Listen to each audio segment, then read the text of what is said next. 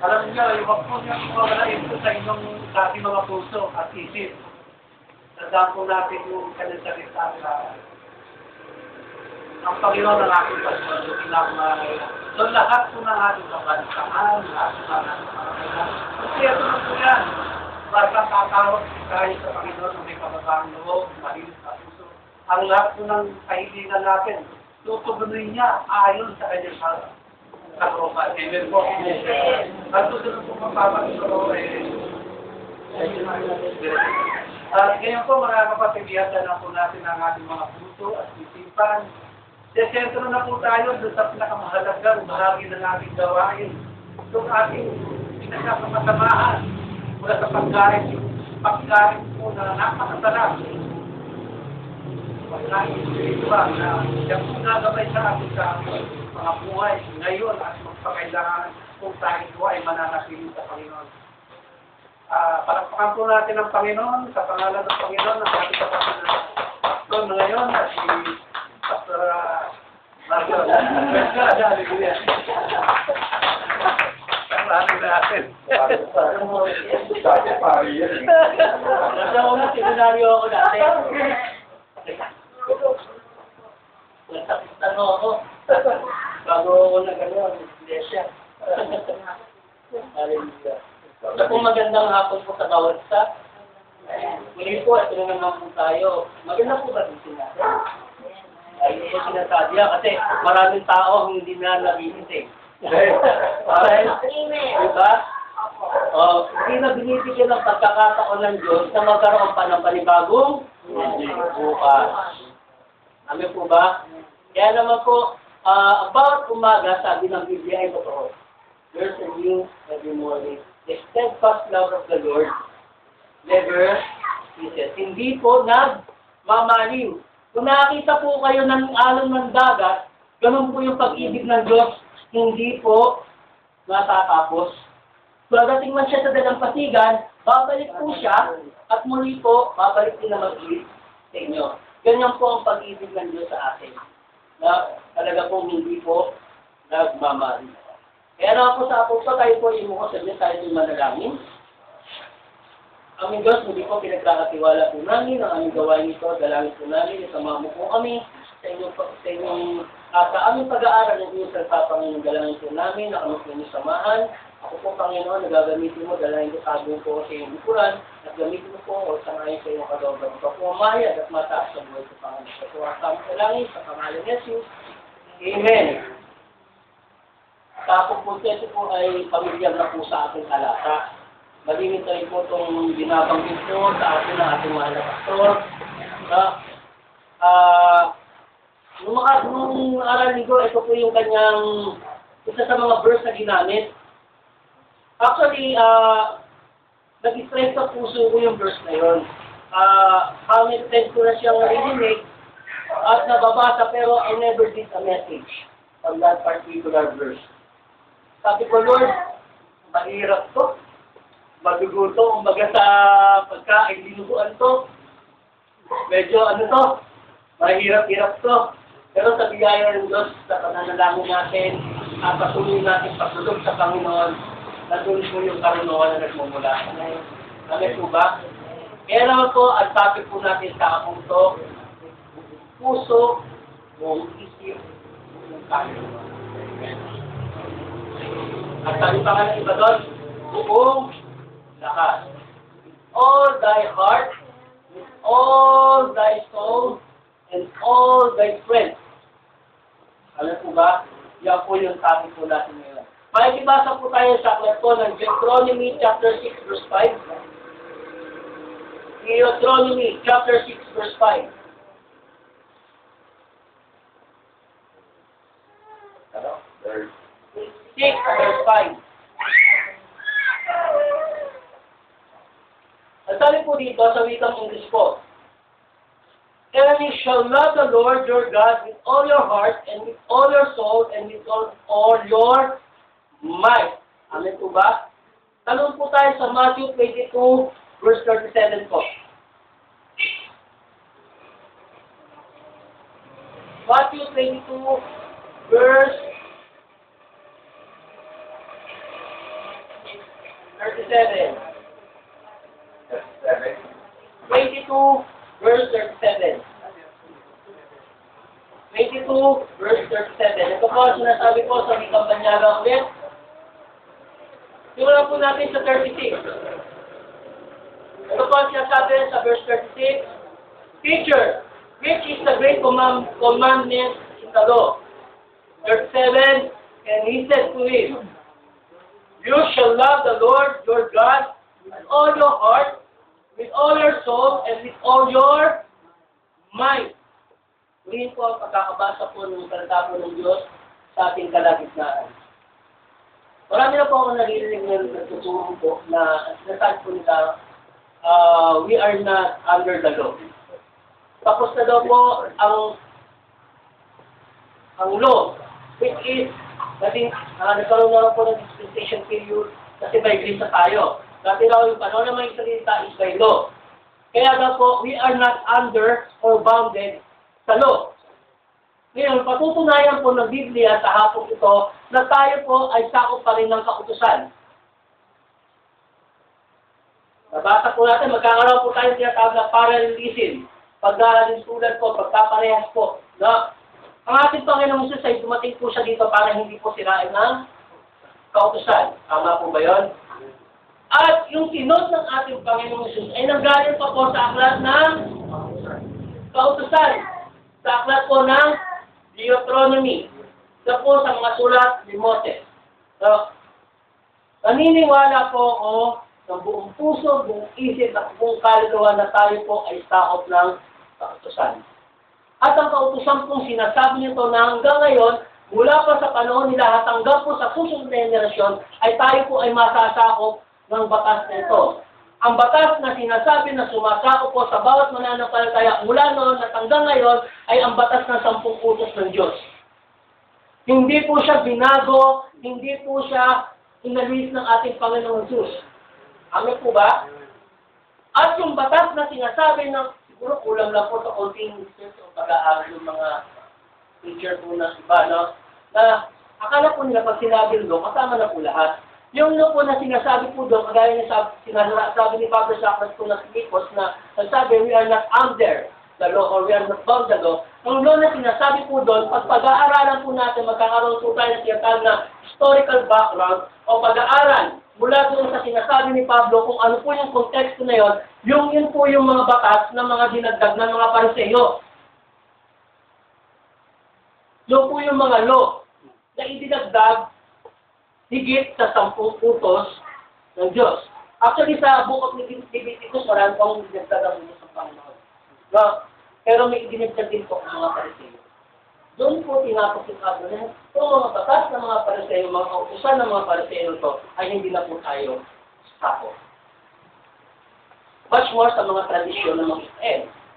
Kagaya po yung pag-aalay ng sacrificial offering, kung pumapatay ng hayop, sa panahon po natin, hindi na po siya applicable. Alam po ba? Marami po masyadong maghihirap ngayon.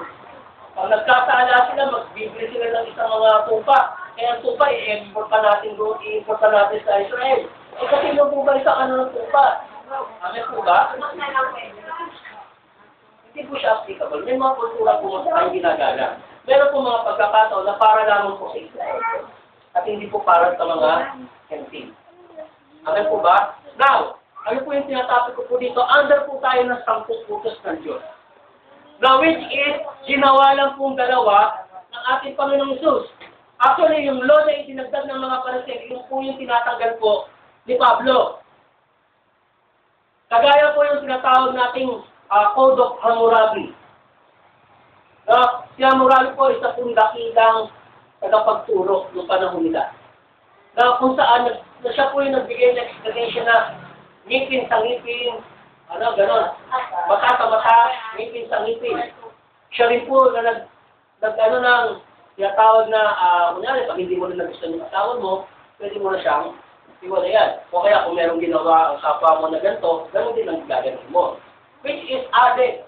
Na po sa Code of Hammurabi, marami po sila. Alam niyo po yung paghugas ng kamay at paa, nakuha po natin sa kultura ng mga Israel. Ayan po ba? Historically. So, dito po, pag-aaralan po natin ang napakagandang katuruan ng ating Panginoong Hesus na epitome of ito na po yung pinaka-climax ng salita po ng Panginoon. Kung ang salita ng Panginoon ay meron po tinatawag na puso, ito na po yung pinaka-pugatong ng katuruan ng Panginoon Hesus, ng ating Diyos sa Biblia. Ang sabi po dito, ni Jesus kay Mateo,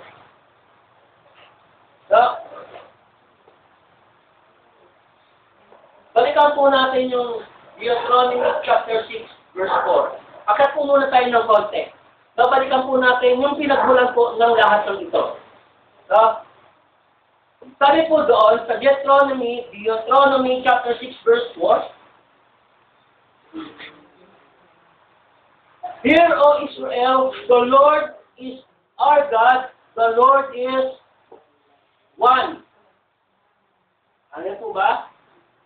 Bago po siya tumuloy sa verse 5 na sinasabi na, you shall love the Lord with all your God, with all your heart, with all your soul, and all your might. Meron po munang sinabi po sa taas na dapat po natin maintindihan. Pagkat dito po nakapako yung pinagmulan po ng lahat. Ito po sinasabi, bakit po sinabi ng ating Panginoong Hesus o binalikan natin yung chapter 6 verse 4. Ito po ay sinabi, dahil ang tunay na pagsunod, tanda po natin, ang tunay na pagsunod ay nandoon sa tunay na karunungan na nagmumula sa Diyos. Sabi po dito sa note ko, because the true obedience depends on the correct knowledge of God.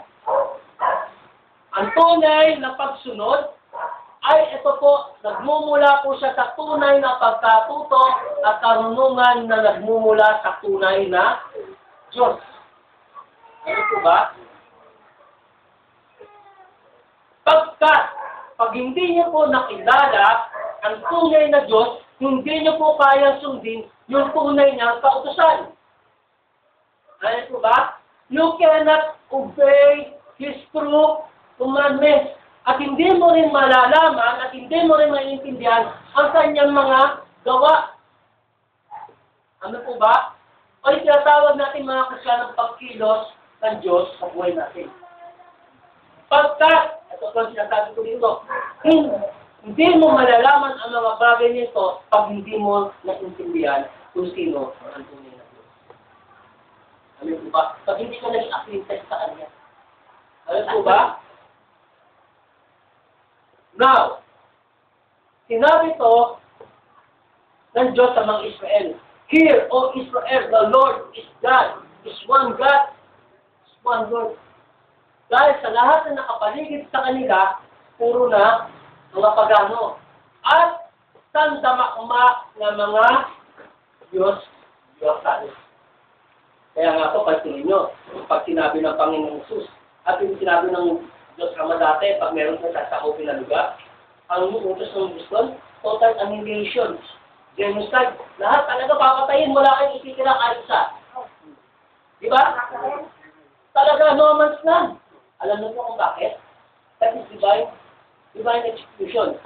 Pag mayroon silang binuhay doon, maaari silang may influensya ng kultura ng tao na. Gusto lang i-establish ng Diyos ang isang kultura, ang isang bayan na maka-Diyos. Kaya nga po, sa isang aklat ni Joshua, meron pong isang pamilya na nagtago ng mga ari-ari at binaon sa lupa. At natago sila sa digmaan. Natago sila sa digmaan. At sinabi ng Diyos, merong isa sa inyo ang nagtago ng mga kalimari-mari na bagay. Yung mga tela-tela ba yung mga tela? Alam niyo kung bakit dahil ng Diyos yung sa tela na ginago na yung mga kapaya. Ginagamit kasi yun sa open system. Kung magkakaroon kayo ng malalim na pag-aaral. At pag yung mga pagsamba sa mga Diyos, sa mga rituals, ayaw ng Diyos ng gano'n. Na meron pang gagawing halimbawa o o meron pang magiging, ang tawag doon, magiging influensya pa sa Israel. Kaya nga in-establish ng Diyos sa Israel. For and pansinin po natin, from the Old Testament, ang sabi nila, how can you love an angry God? Ang Diyos na madaling magalit. Paano ko ba naman iibig sa Diyos na madaling magalit? Pag konti pagkakamali mo lang, bubukaan lupa. Kakainin ka ng leon, kakain ka ng leon, tatamahan ka ng kidlat. Alam po ba? Pagkat ini-establish ng Diyos yung kanyang kabanalan sa kanyang bahay. Stiff.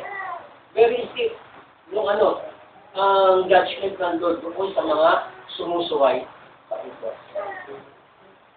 Alam po ba?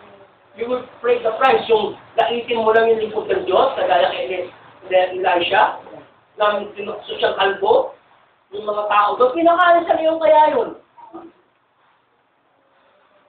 Sakit tanghali, basahin nito. Pinakain sa leon yun. Kaya nga doon, every man of God, na ginagamit ng Diyos, sa harapan. Kaya nga sabi ni touch not the anointed one. May pagkakakaliman ng yung mga lingkod. Under grace tayo. Tao kami yan. Ano po ba? Na nag-immediate na maging banal sa harapan ng Diyos. Huwag natin limitahan yung tao na, ay nagkasala, wala na yan. Ano po ba? Wala nang pagkakataon, there's no chances. Actually, sabi ng Biblia, there's no condemnation in Christ. Tulungan natin. I-accept natin. Ano po ba? Pasalamat kayo, yung panahon na yun, hindi kayo manina. Maawa kayo sa mga taong nangihina.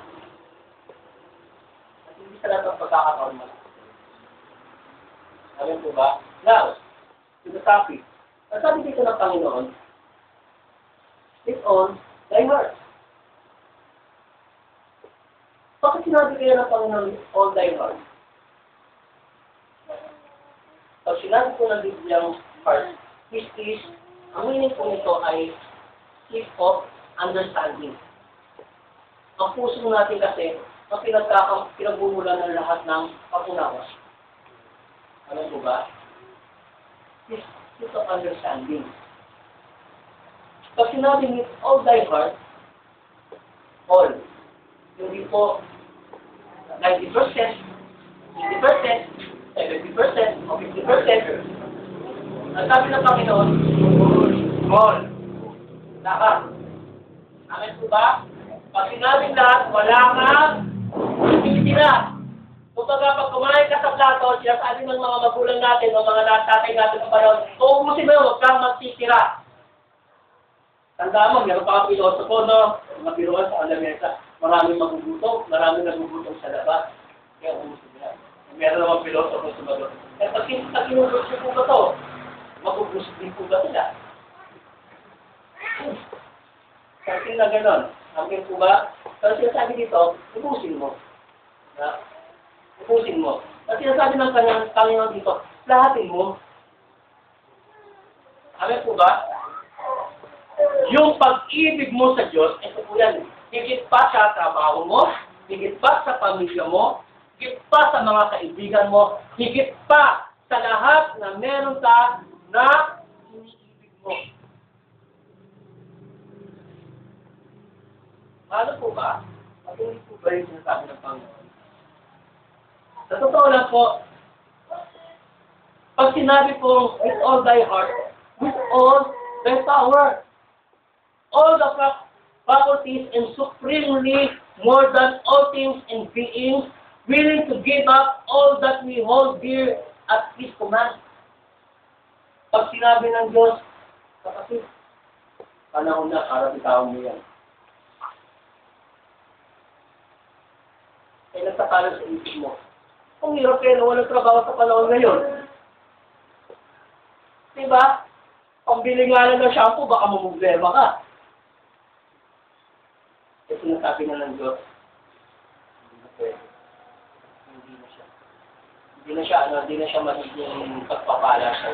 Magiging burden na siya. Ano po ba? Now, kasi namin ng Lord, bitaw mo na yung karin mo yan. Ito na ang bagong karin mo. Magluto ka sa kanya. Eh, nandun ka sa promotion. Eh, tagal-tagal mong pinag-pray ang promotion na yan. Almost 3 years, 5 years mong pinag-pray. Eh, nung ibibigay na sa'yo, eto na lang usap ang Diyos sa'yo. Tama mo yan? Yeah? Mag-serve ka sa akin. Magkakaroon ko ng confusion. Lord, magkakaroon ng grade sign na tinatawag, Lord. Compromising na to. Ito na yung mag-reason na na, Lord. Eh, kita mo naman. Diba? Ang laki-laki ng ano namin. Expenses namin. Gasoline. Pangay ng bahay.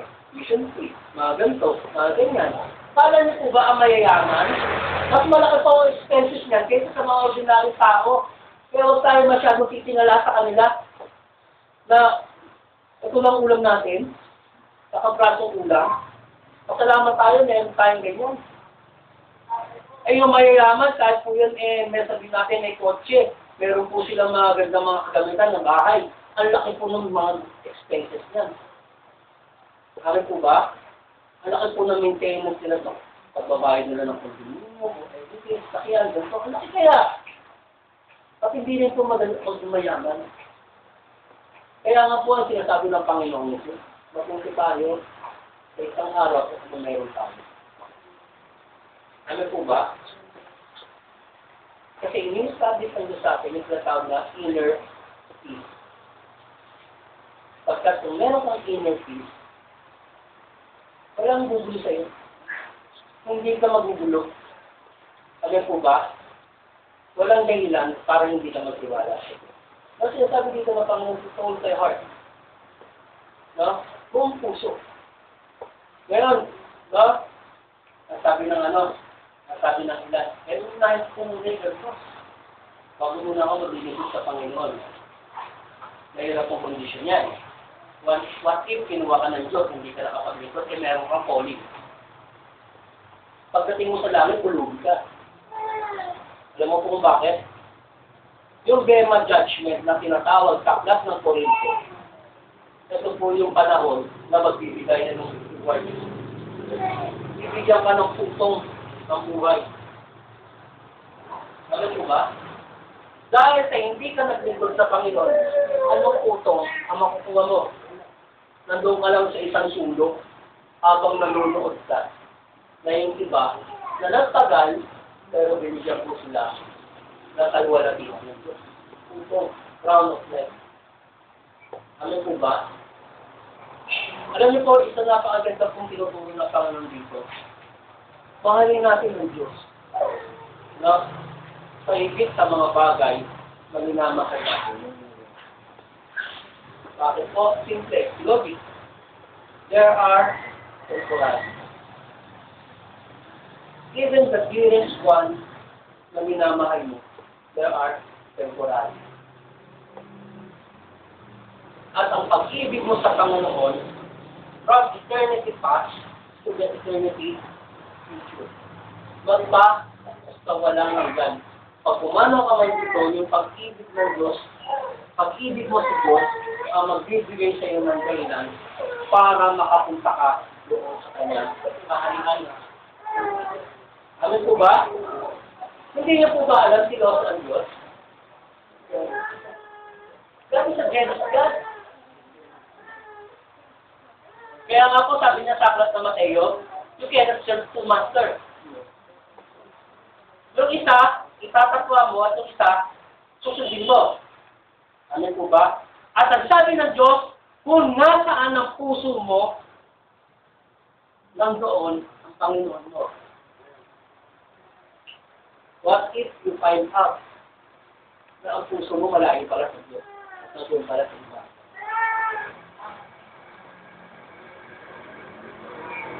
Diba?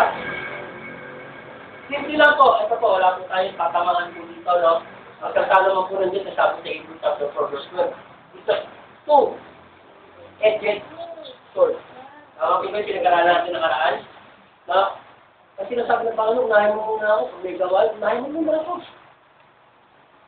Eh, meron kong kompromiso. Ako po, sa aking pagtatrabaho sa aking protection, magkano ko na kung nagtatrabaho. Talagang pag sinabi ministry, kasi nasabi ko lang yung sarili ko at pag-manager ko, sir, kung kailangan ako mag-overtime kung gano'n na to, para hindi naman pumasok po sa gano'n. Di ba rin mag-suffer ng konti yung katawan ko? Alam mo ba? Hindi naman po nagka-suffer yung spiritual.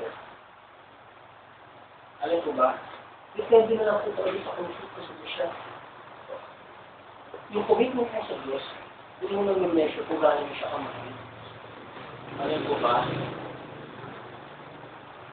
Ang hirap-hirap kaya nagmamahal sa Diyos na meron kang minamahal na iba. Masawag po doon, ano po tawag doon? Infidelity. Hindi ka nagiging tapat doon sa minamahal. Masawag po ba? The reason why bakit nagkakaroon po ng pangangaliwa o pangangaliwa, ito sa infidelity. Ano po ba? Yung word na tatama po doon, hindi po naging tapat yung tao sa inyo. Ano po ba? Now, ano po sinasabi ko ng Panginoon dito? Yung mga bagay niyan, temporary lang yan. Oo nga, mahal na mahal niya. Pero hindi dapat na ako ang nagbigay sa inyo, ako yung hindi ko mahal. I am the giver of life. Tama po ba? Kaya nga po nung inutusan ng Diyos si Moses, na ihandog na sa aksa bundok, ng Moriah po ba? Kaya pag-aralan na rin po natin before, Moses did not think once.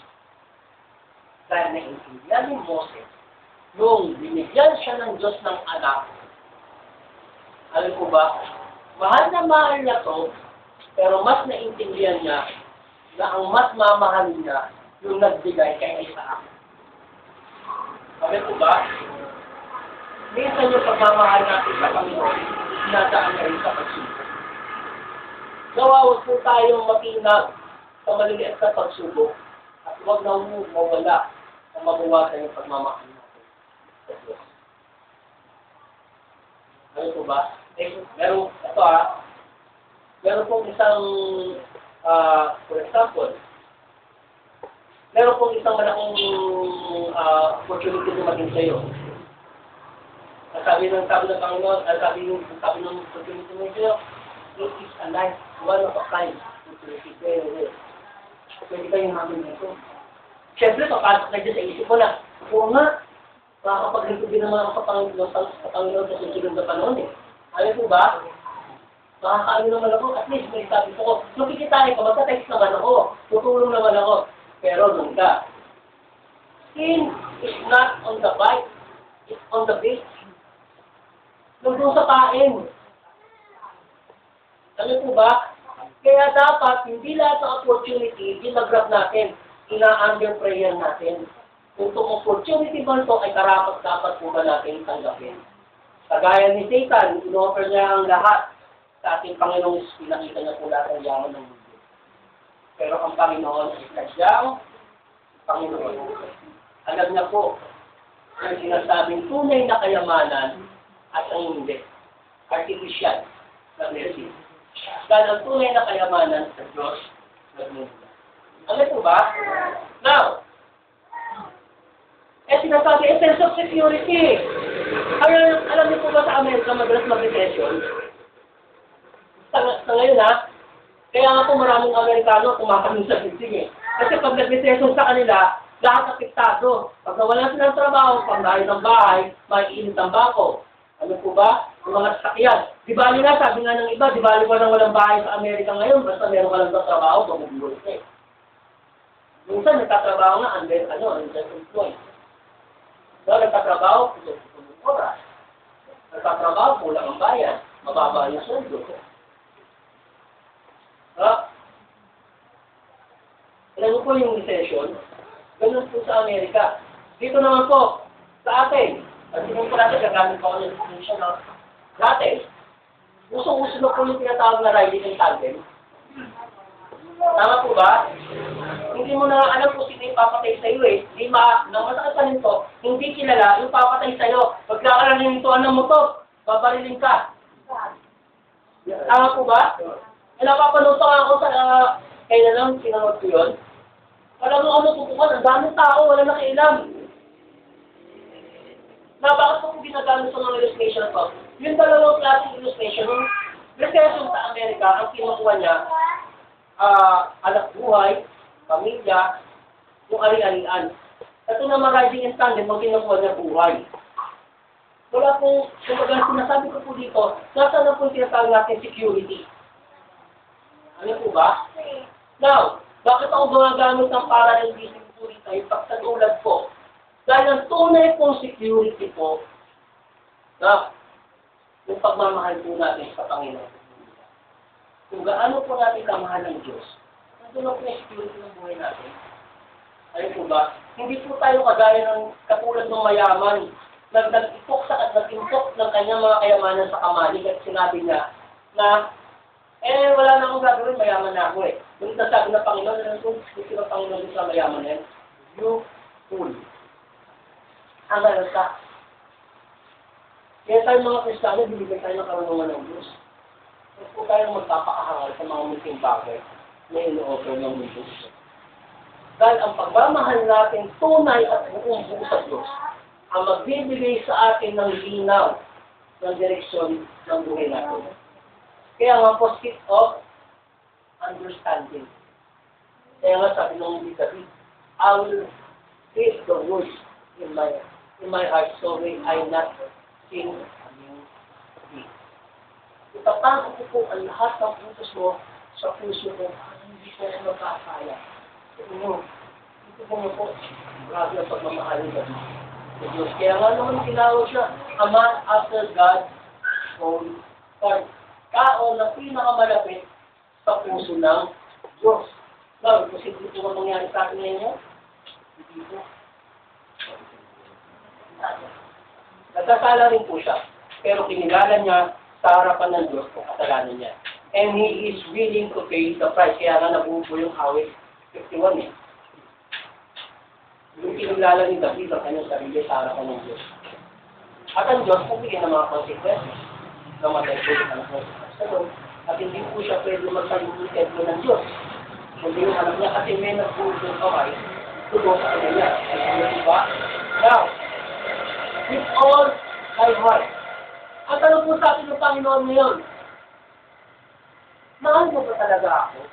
Higit sa mga bagay na meron ka. Baka konting bagay lang.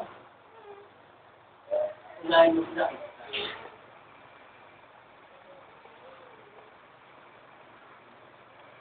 Now, sabi po dito, with all thy soul. Pag sinabi kong soul, sa akin po pagkakaunawa, pag sinabi kong soul, this is the center of will and personality ng isang tao. Alam mo ba?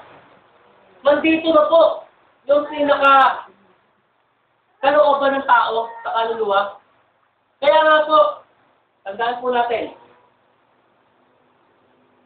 kung paano po natin tinatrato yung ating sarili, ganoon din po tinatrato natin ang ating Diyos. Naniniwala po ba kayo doon? Kung paano nyo po tinatrato yung sarili nyo, ganoon din po ang pagtrato nyo sa Diyos. Pagkasabi po sa aklat ng Matthew verse 1:28, God is with you. At Diyos ay sumasa inyo.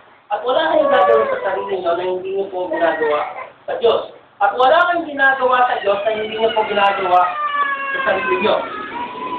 Ano po ba? Now, the principle is yung soul. No? Yung center of will and personality ng isang tao.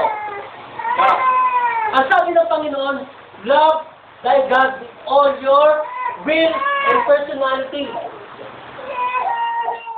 Paano pagkapagkataray-taray mo? Wala ka na makasundong tao.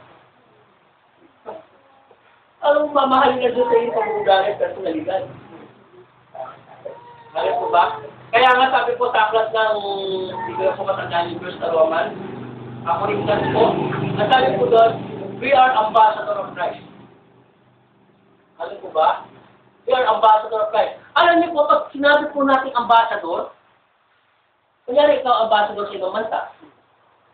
Na, ikaw po yung representative ng isang bansa, sa ibang bansa. Kunyari, alam niyo po katangian ng ambassador, you are expecting in your best behavior. Inaasahan ka kasi nakakakita ang tao. Amin po ba? At alam niyo po ba, pag ikaw po ay ambassador ng isang bansa, you are extension ng law ng isang bansa doon sa isang particular na bansa. Kunwari na po ka sa Japan. Doon sa embassy na yon, hindi po sila sakop ng batas ng bansa na yun pag nandoon sa loob ng embassy. Pagka umiiral na batas doon sa loob ng embassy na yon, ay yung batas ng bansa na yon. Amin po ba? Hindi ka na siya sa okay. Extension of law ng particular na bansa. And now, mga kapatid, tayo po ay ambassador ni Kristo. We are the extension of the law of God. Ano po ba? At kung nasaan po tayo, yung batas ni Kristo, yung po yung nasusunod. Ano po ba? And God expecting you in your best behavior. Kaya nga hindi po pwede sa mga Kristyano yung pachiti-chiti. No. Ang basta na tingin ng Diyos. Christ representative. Kaya nga pag pumorma yun, di ba yung mga surong-surong talaga, di ba? Kaya Paul Manos, alam, nakikita mo na eh. May maraming mga Kristyano hindi nila alam yun. Kung makapagsalita ako, dakinan. Walang pakintabi. Lumalabas pa rin yung mga bagay na hindi nakarapat-dapat ulihin. Alam po ba? Yung mga pag-uugaling na sila baga kailangan ng siya, naka-outend ko niya sa magmamahal natin.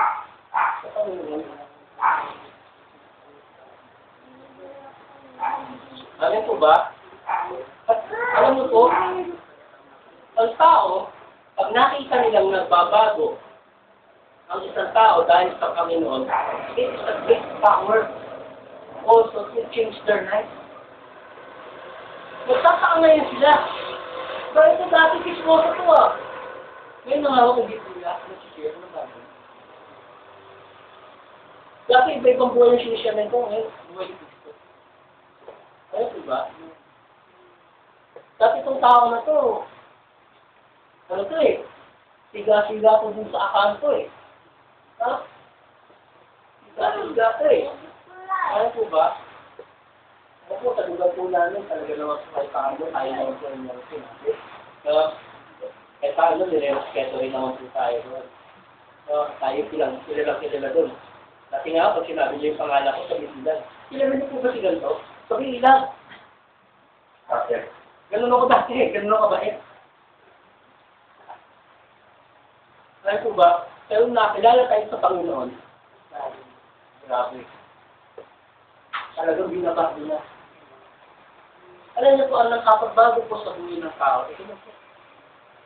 Ay, paano niyo? At di mo po kayang baguhin ang sarili niyo. Dahil maraming pagkakataon na kayo nangako sa sarili niyo, na hindi alam ng mga tao sa sarili niyo, sabi ng magbabago na ako, pero hindi niyo magawa niyo.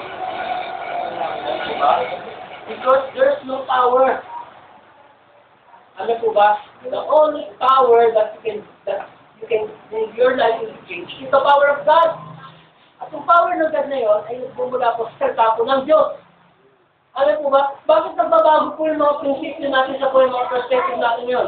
Dati nagtitestimos tayo ngayon, dati ganito buhay natin. Dati ganito po buhay natin. Bakit po ganun ngayon ang perspektibo natin? Kasi dahil po sa salita ng Diyos, na-influensya na po sa tao natin. Ang nagiging working power yung salita ng Diyos, if we live, pag isinabuhay po natin, yung salita po ng Diyos. Ano po ba? At kasama na po dyan, yung center of will natin. Nagmamatigas po minsan tayo sa Diyos eh. Amin po ba? Paliit nilang natin, ganito. Paano kaya pag-inis na Diyos? Kunin ko na kaya inunan mo yun. Wala gagawa ka. Diba? Now, sabi po dito, doon sa sinatawag natin center of will, tama na po natin yung paglilingkod natin sa Panginoon. Pag sinabing paglilingkod, maglingkod ka. Di ba pag sinabing lingkod bayan, sa ating gobyerno, di ba dapat ang prinsipyo po doon, naglilingkod sila sa tao, hindi dahil sa pwesto nila. Ang problema po natin ngayon, ang tao ang naglilingkod doon sa mga inilalal na lingkod bayan. Ano po ba? Pero ang totoo, dapat nababa sila doon sa office nila at inaabot nila yung mga taong nangangailangan ng tulong. Yung po yung konsepto po ng lingkod bayan. Ano po ba?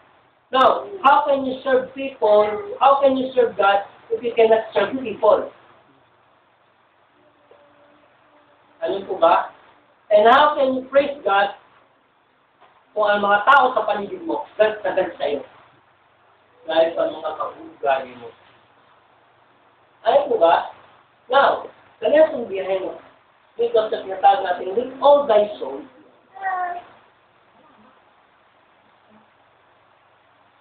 baguhin na po natin yung mga dapat na baguhin.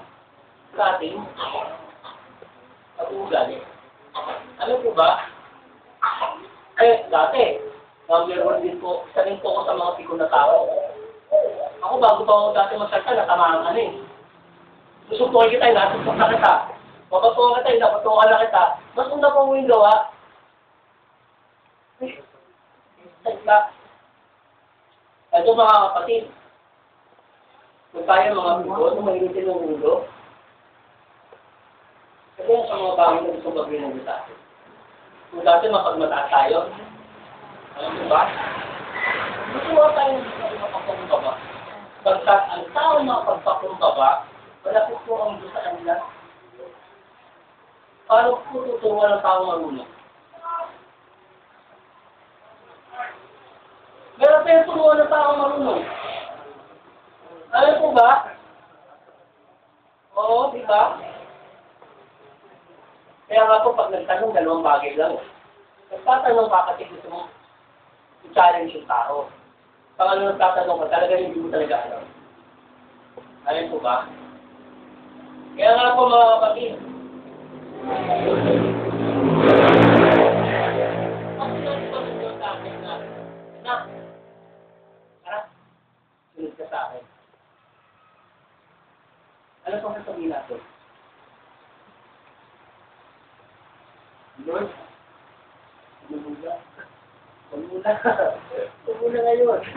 Parang po obligasyon. Parang po, dapat gawin. Parang po, sinabi ba ng Diyos? Napababayaan ka niya? At sinabi mo na ng Diyos, sumunod ka. Kaya tingnan mo na yung obedience eh. At pag namin ka ng Diyos, sumunod ka. Ibubukas niya yung langit sa baba. Ibubukas niya ang langit at ibubukas niya yung kapapalan. Ano po ba? At ang pagpapalang matatanggap niyo sa Diyos, tapat na para makonsentro kayo. Ano po ba? Hindi man, pero nandun po ngayon ang kapayapaan. Ano po ba? With all thy mind.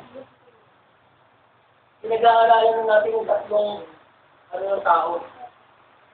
Puso, isip, nasabi dito. Yung puso, yung kaluluwa, at yung pag-isip. Pag sinabi pong mind, to submit the intellect to his will. Kasi na po yung sinasabi natin, ang hirap turuan ng tao marunong. Ayaw po ba? Minsan mas marunong pa sa pasto. Ayaw po ba? Minsan mas marunong pa sa nanay at sa tatay. Kasi tuturuan na nga ng nanay at tatay eh. Dahil ang anak mas marunong pa sa nanay at sa tatay. Dahil pag-experience nila pinag-usapan, walang-wala na eh. No? Pagiging tao, karanasan bilang isang tao, walang-wala na sinabi. Pero kung makasabi kong anak, kung makatanggi, kung makasagot, ganun lang. Kala mo, alam niya yung luwal. Ayaw po ba? Kaya ako, pasalamat pa rin tayo dahil kumpleto pa rin po yung sample. Ayaw po ba? Now, engineer ako eh. Architect ako eh. Doktor ako eh. Ayaw po ba? Abogado ako eh. Judge ako eh. Pinag-usapan po ba ang profession dito? Sabi ng Panginoon dito, gusto mo thy mind. Ayaw po ba? Sa karunungan ng tao, mas pinahalaga nila kaysa sa karunungan ng nagmumula. Ayaw po ba? Minsan, alam niyo po, napakahirap po mag-discuss sa Panginoon pag meron tayo tinatawag na intellectual attainment. No? Victorian ako. Sumakang laude ako. Graduate ako ng ganito. May degree ako ng ganito. Eh, ganito ako eh. Ganito yung profession ko. Ano yung intellectual attainment? Eh, ang nag-share sa'yo, ganito lang. Mas magaling ako dyan eh. May tinakot nga ako dyan eh. Alam po ba? At yung sabi dito ng Panginoon, hindi ko by mind. Submit ka, submit mo. Eh kung pinagagamit mo yung talino mo, kagaya po ni Pablo, yung God of Damascus, sa kanya, itinuring na blessed defeat. Tingnan po natin bakit po blessed defeat. Tinalo ng Panginoon Jesus yung talino niya. Sa God of Damascus, sino ba si Pablo? Si Pablo, doctor of the law. Pharisee of the Pharisees. Diba? Bata pa lang siya, sumusunod na siya sa utusan. At lumaki siya sa templo. Doktor siya ng law. Napakatalinong tao. Edukadong tao. Pero nung malit lang ang Panginoon sa sarang Damascus. Intellectual niya yung intelligence niya. Sinali ng Diyos. Ito ang tunay na karoon ng buhay. Alam po ba? Wala dyan sa mga librong pinag-aaralan nyo. Wala dyan sa medicine book. Wala dyan sa mga engineering book. Wala yan dyan sa mga ganyan. That's sa human knowledge. Pero ang tunay na karunungan ito. Alam po ba?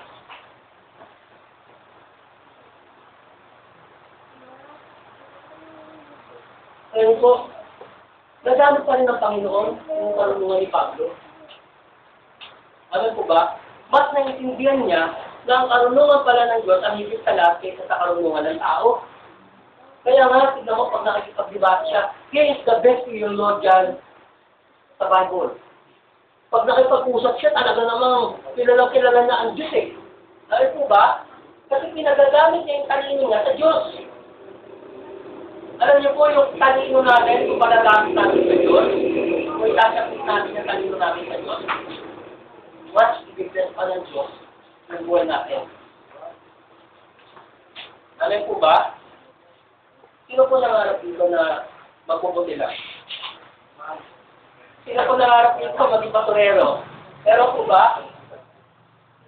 Meron po ba nangarap dito maging baturero? Puluhin? Wala din ba?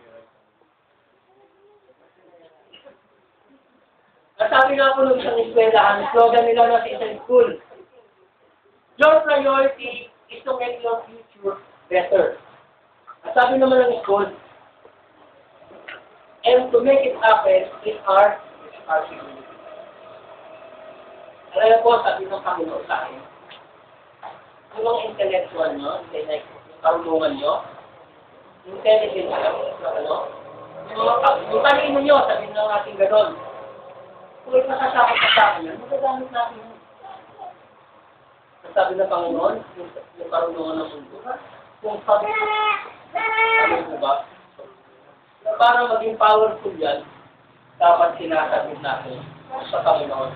You are a lawyer. Tama po ba?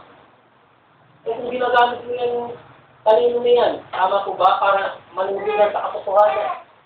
Alam po ba? Yung influence mo, kung meron kang position sa trabaho, yung sphere of influence, kitang-kita. Alam po ba? Mga kapatid, tama na rin po natin yung intellect effort. No? Yung intellect effort na tinatawag. Mga kapatid, alam niyo po, maraming talentadong Kristiyano. Dapat kung meron talentadong Pinoy, dapat meron din po talentadong Kristiyano. Alam po ba? Alam niyo po, maraming mga Kristiyanong gifted.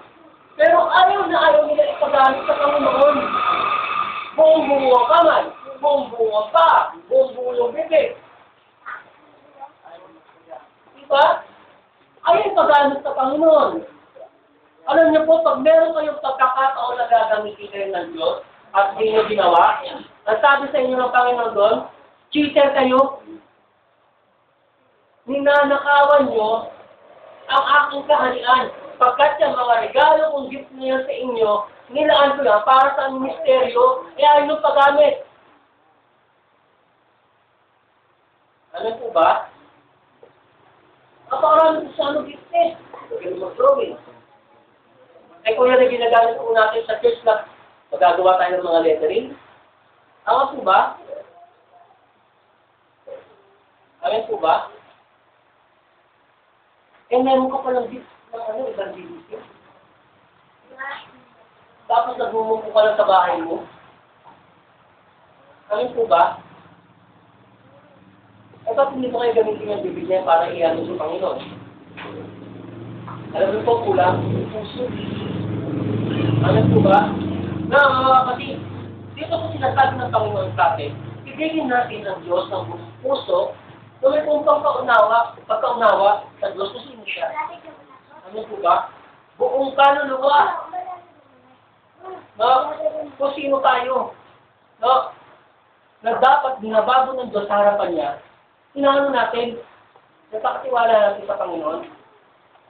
Minsan masaat nga lang talaga ang pagbabago ng Panginoon. Mararamdaman mo, minsan gagamit pa nga siya ng tao eh, para maintindihan mo na nagkakamali siya na. Ano po ba? He will use person. Minsan pa nga, gagamitin niya yung tama na lang. Ano kung masasaktan ka? Pero yun ang will ng Lord. Ano matuto ka? Ano po ba? Now, mga kapatid, ang pag-ibig natin sa Panginoon, sabi nga, ang unang-unang utos, ayan po ba, ay pinakatakot natin yung natin puso pagmamahal sa Kanya. Amin po ba? Kung ang pagmamahal ng tao ay may kondisyon, sana pag nagmahal tayo sa Diyos, wala kondisyon. Gusto ng Diyos i-level up natin ang pagmamahal natin sa Kanya. Amin po ba? Yung maging tinatawag na agape kind of love, kasi may tatlong klase ng pag-ibig. Eros, and agape. Ang pinaka-supreme love na tinatawag ng agape. So, unconditional love. Yun ang gusto maranasan ng Diyos sa atin. Yung walang kondisyon ng pagmamahal. Ano po ba? Now, ang sinasabi ng Panginoon dito, buong kaluluwa. No? Yung pagkatao mo. Ano po ba? Yung pag-uugali mo. Yung karakter mo. Bakit po ba? Kaya nga po nakakatuwa po yung testimony po ng kapatid po natin. Laki po, madalas ako nagsimula. Mayor, ayan po ba? Talaga may mga tao talaga ang pagbabago ay gradual, pero nakikita. Ano yan po dito sa puso sa pananampalataya na meron tayo? Hindi po gusto patagalan dito. Gusto po dito patatagal. Hindi gusto dito 20 years na ako eh. Kaya talo kasi Christian, marami na ginawa sa Panginoon. Ano po ba? Ilang kaluluwa naman dinala mo sa Panginoon ng Diyos? Sa loob ng ilang taong mo lang pananampalataya sa Panginoon. Meron na ba? Ilan ang kaluluwa ang naligtas dahil sa iyo? Dahil sa pagbabahagi mo na salita ng Diyos. Nung hindi, ito po, pagwalan din natin naman. Yung eros po kasi, yung opposite. Yung romantic love na tinatawag, yung lalaki babae, ako yung eros love. Yung girlfriend, boyfriend, gano'n. Yung hetero, ito po yung tinatawag natin, Pineo. Pineo. Yung Pineo, ito po yung brotherly love, yung makakapatid. Yung kapatid mo, yan. Yan. Itawag po dyan, brother nila po, si Leo. Pilyan. Tapos yung muli-muli, ang agape. Yung hetero kasi, mix yun eh. Lalaki pa ba? Heterosexual. Ano po ba? Pero, sige, pilyan, and then, agape. At yun lang po. Yung sa ano lang po ang category po. So kasi yung ero kasi pumapasok na po yung eros. No? Yan po yung magka-opposite na sex. Na. So mga kapatid, nawa po dito sa hapong ito, nasabi pa nga ng Panginoon doon, John 3:12. Ano po ba? With all this thing, hindi ka makapagdala ng Biblia sa church. Pag dadala ka naman ng Bible, nahihirapan ka na. Sabi mo ko, Panginoon, mahal na mahal kita. Alam po, ini-encourage ko po ang bawat pananampalataya talaga na magkaroon ng sariling Bible. Kung nakakapili kayo ng cellphone, ng mga bagay-bagay na meron kayo sa katawan nyo, o pag-aaral nyo, bumili kayo ng Biblia. Personal Bible ang tawag po doon. Pag meron ko tinatawag na personal Bible, anytime, anywhere, na gusto mo magbasa at nangusap ang Diyos sa'yo, makabasa mo. At pwede ka pong mag-aral, mag-take notes, sa Bible mo. Pero pipiliin mo nga lang ang klase ng Biblia na bibilin mo. So kung Bible ko kung to is worth of 3,000 or 4,000. It's a very good translation Bible ng NASB, ng New American Standard Version. Kaya po sa totoo lang po, ang translation po ng Biblia ay malaking bagay sa atin. Na minsan po itatapik po natin how the Bible says to us. Ito magandang aralin yan. Paano ba nakarating ang Biblia sa akin? Hindi po ba kayo nagtatanong ng gano'n? Natapos ang dami-dami translation. Ano po ba? Sa iba po translation, ito mo ganyan. Bakit po nangyari yung mga bagay na ganyan? Ito po pag-aaralan po natin. Kaya po, may papalay yung ginagawa. Dati kasi, pag ako po may loads at loads, nag-BGM po ako ng mga message. Tagirap po tayo ngayon. Kaya hindi po tayo ng mga pag-BM. Pero pag sa smart ko, lagi po araw-araw ako nakakapag-BM. So, alam niyo po, isang malaking bagay po talaga na ang salita po ng Diyos ay napapagagalang po natin. Ang tama at yung exciting. Kaya lang po, sa usapan ng Panginoon, kahapon ito, kung kulang pa ang pag-ibig mo sa Panginoon, ito na yung pagkakataon na gawin natin gano'n. Ano po ba? Kung tayo po ay nag-aalinlangan pa sa ating mga puso na hindi natin tayo sumunod sa Panginoon, pero ito na yung pagkakataon na sinasabi po sa ating ng Diyos, sumunod ka na. With all thy soul. Pero kung nag-aalinlangan ka dahil kulang ka sa kaalaman, sabi ng Santiago, if any one of you lacks wisdom, ask that. All their mind. Kaya mga kapatid, hindi nagkulang ang Diyos sa atin. Lagi po tapat ang Diyos sa atin. Minsan tayo lang po yung kulang-kulang. O patapat na. Ano po ba? Kaya lang po sa hapon ito, ito na po yung panahon na tinatawag natin sa bagong kasal, nung mga matagal na po nagsasama, ito po yung ginagawa po nila, renewing of vows. Sa po ito, I will encourage you that we will renew our vows to the Lord. Kahapon ito, mamahalin po natin ang Diyos ng buong isip, buong puso, at buong kaluluwa, at buong lakas. Kahit po ito let's bow our heads in the presence of the Lord, and we will make this commitment of renewing our vows unto Him. Sama-sama po tayo sa mananalangin na muli po magkakaroon po tayo ng panibagong panata sa Panginoon. Na iibigin po natin siya ng buong isip, buong puso, buong kaluluwa at buong kalakasan. Kayo po ay sumunod sa panalangin ito. At sama-sama po natin ibigin sa Panginoon panalangin ito. Aming Diyos, sa hapon ito, napapasalamat po kami sa buhay at kalakasan na pinagkakalugin po sa amin. Sa mga biyaya Tinataga po namin sa pag-iingat na ginagawa niyo po sa amin. Sa kagalingan na pinagkakalog niyo po sa amin. Dahil dito, O Diyos, patunayan po namin na iba po ay tapat sa aming mga buwan. Wala po kaming dahilan para hindi ibigay ang aming buong pusong pagmamahal. Ang buong po namin kaluluwa, isip at kalakasan. Dalangin po namin sa hapon ito. Puspusin mo po kami ng iyong pag-ibig, kapayapaan, kagalakan, at patuloy, O Diyos, sa pamungan, kaalaman, na nagmumula sa inyo. Ano mga bagay na gawa namin na hindi naging kalugod-lugod.